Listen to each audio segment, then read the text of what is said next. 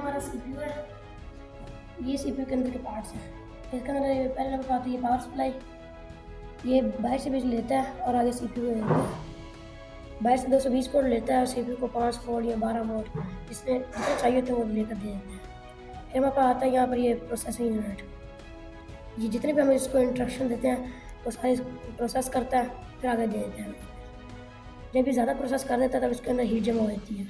उसको ख़त्म करने के लिए फ़ैन लगा हुआ है, इसके वजह से हीट सारी ख़त्म हो जाती है। इसके बाद नीचे लगा हुआ है ये मदरबोर्ड, जिसको मेन बोर्ड कहते हैं। इसके ज़्यादा सारे फंक्शन लगे हुए हैं, जैसे ये रैम लगी हुई है, इताएँ लगी हुई हैं, उससे आगे हार्ड डिस्क के अंदर जा रही हैं, डीवीडी के अंदर जा रही हैं। उसके बाद फिर ये हमारे पास होती है रैम। जितना भी यहाँ पे डेटा प्रोसेस होता है वो जाता है रैम के अंदर। रैम वाली होती है प्राइमरी स्टोरेज।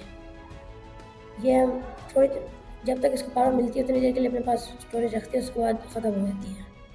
इससे आगे डेटा जाता है हार्ड डिस्क के अंदर। हार्ड डिस्क सेकेंडरी स्टोरेज है, इसका डेटा परमानेंट स्टोर होता है। उसके बाद आती है डीवीडी। इसके मदद से आप डीवीडी से डेटा ले भी सकते हैं और दे भी सकते हैं।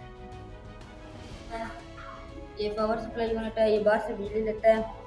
और ये हमारा मदरबोर्ड है, ये नीचे प्रोसेस लगा हुआ है, उसको कूलिंग देने के लिए ये फ़ैन है।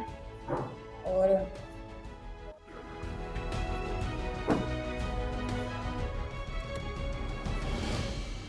नाज़रीन, ये हमारे 6 क्लास के बच्चे हैं जो अभी कंप्यूटर को डिसेबल कर रहे हैं